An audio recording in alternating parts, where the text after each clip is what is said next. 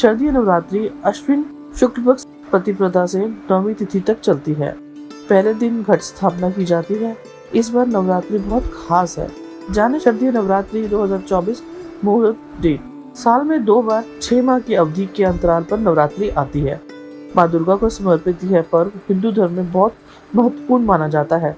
प्रत्येक वर्ष अश्विन मास में शुक्ल पक्ष प्रतिपदा तिथि से शारदीय नवरात्रि का आरंभ होता है और पूरे 9 दिनों तक माँ आदिशक्ति जगदम्बा का पूजन किया जाता है। देवी भागवत पुराण में बताया गया है कि महालया के दिन जब पितृगण धरती से लौटते हैं तब माँ दुर्गा अपने परिवार और गणों के साथ पृथ्वी पर आती है। जिस दिन नवरात्र का आरंभ होता है उस दिन के हिसाब से माता हर बार अलग अलग वाहनों से आती है। शारदीय नवरात्रि का पर्व काफी धूमधाम से मनाया जाता है। इसमें माँ दुर्गा की प्रतिमाएं विराजित की जाती हैं। साथ ही कई स्थानों पर गरबा और रामलीलाओं का आयोजन किया जाता है। इस 9 दिन के महापर्व के पहले दिन घट स्थापना की जाती है और माँ दुर्गा के 9 स्वरूपों की पूजा भी की जाती है। नवरात्रि के 9 दिनों में व्रत भी रखा जाता है। पूरे नियम के साथ माँ दुर्गा की आराधना की जाती है। शारदीय नवरात्रि अश्विन शुक्ल प्रतिपदा से नवमी तिथि तक चलती है। पहले दिन घट स्थापना की जाती है। इस बार नवरात्रि बहुत खास है। आइए जानते हैं शारदीय नवरात्रि 2024 के शुभ मुहूर्त और तारीखें। हर साल नवरात्रि 2 बार आती है, एक बार चैत्र में और दूसरी बार शारदीय नवरात्रि के रूप में। यह पर्व माँ दुर्गा को समर्पित होता है और हिंदू धर्म में इसका विशेष महत्व है। इस साल 2024 में शारदीय नवरात्रि 3 अक्टूबर गुरुवार से शुरू होकर 12 अक्टूबर शनिवार को समाप्त होगी। पहले दिन भक्त माँ दुर्गा की पूजा आराधना के साथ व्रत रखते हैं और कलश स्थापना करते हैं। कलश स्थापना नवरात्रि पूजन का अत्यंत महत्वपूर्ण हिस्सा है। इसे शुभ मुहूर्त में करना बेहद जरूरी माना जाता है। ऐसा माना जाता है कि कलश में सभी देवी देवताओं का वास होता है और इसका सही तरीके से पूजन करने से घर में सभी वास्तुदोष दूर हो जाते हैं। कलश की स्थापना प्रतिपदा तिथि पर की जाती है। इस बार इसका शुभ मुहूर्त 3 अक्टूबर को सुबह 6:15 से 7:20 तक है। इसके अलावा अभिजीत मुहूर्त में भी कलश की स्थापना की जा सकती है, जो सुबह 11:40 से दोपहर 12:30 तक रहेगा। कलश स्थापना के लिए पूजा स्थल को गंगा जल से शुद्ध करें और फिर कलश में जल भरें। इसके बाद कलश के मुख पर आम या अशोक के पत्ते लगाएं और नारियल को लाल कपड़े में लपेटकर उसे कलश के ऊपर रखें। कलश पर रौली से स्वास्तिक का चिन्ह बनाएं और उसमें सुपारी, अक्षत, सिक्का, हल्दी की गांठ और इत्र डालें। नवरात्रि के 9 दिनों तक माँ दुर्गा की आराधना करें और हर दिन कलश में विराजित देवी देवताओं का ध्यान भी करें।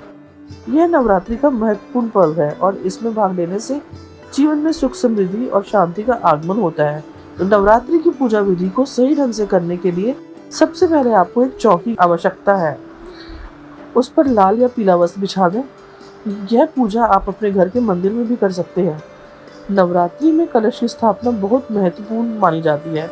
अगर आप कलश की स्थापना नहीं कर रहे हैं तो कम से कम एक जल से भरा पात्र अवश्य मंदिर में रखें। इसके बाद आप अष्टदल कमल बना सकते हैं। अगर कमल नहीं बना सकते तो अक्षत चावल अवश्य इस्तेमाल करें।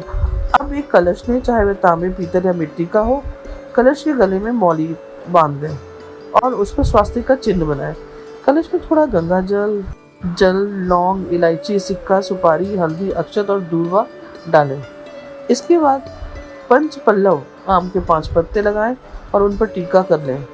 नारियल को लाल कपड़े में लपेटें और कलावे से बांधकर उसे कलश के ऊपर रखें। नारियल का मुख पूजा करने वाले की ओर या ऊपर की ओर होना चाहिए। इसके बाद माता रानी की प्रतिमा, फोटो या मूर्ति को अक्षत के ऊपर उपस्थित करें। साथ ही गणेश जी की भी स्थापना करें। एक प्लेट में स्वास्तिक बनाकर उसे माता रानी के पास रखें और ज्वारे, केतरी को भी वहां रखें। अगर आप ज्वारे नहीं बोल सकते हैं तो बिना ज्वारे की भी पूजा पूरी कर सकते हैं। पूजन के दौरान सामग्री पर जल का छींटा देकर शुद्धिकरण करें और फिर धूप और दीप जलाएं। इसके बाद अग्निदेव का आह्वान करें। फिर अपने व्रत का संकल्प लें और सभी देवी देवताओं को आमंत्रित करें कि वह आपकी पूजा स्वीकार करें।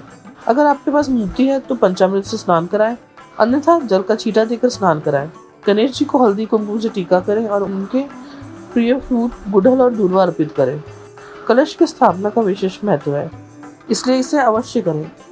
कलश में 33 कोटि के देवी देवता विराजमान होते हैं। अगर आपके पास माता रानी की मूर्ति या तस्वीर नहीं है तो कलश का पूजन करके नवरात्रि संपूर्ण की जा सकती है। माता रानी को सिंदूर अर्पित करें और सिंदूर को अपनी चूड़ियों और माथे पर लगाएं। फिर माता को अक्षत अर्पित करें। आप नवरात्रि के किसी भी दिन, विशेष रूप से अष्टमी और नवमी पर हल्दी अर्पित कर सकते हैं। इसके बाद ज्वारे, दीपक और अन्य पूजन सामग्री का पूजन करें। माता रानी को प्रिय फूल गुड़हल होते हैं, लेकिन आप जो भी उपलब्ध फूल हो उन्हें अर्पित करें। पूजा में फलाहारी भोग चढ़ाएं, जिसमें केला, सेब और अन्य फल शामिल हो। साथ ही लौंग और बताशे का भोग अवश्य चढ़ाएं। अंत में जल का भोग अर्पित करें और नवरात्रि की कथा अवश्य सुनें। नवरात्रि के दौरान हवन अवश्य करें, जिसमें कपूर जलाकर हवन कुंड में सामग्री अर्पित करें। सभी लौंग के जोड़े भी माता रानी को चढ़ाएं।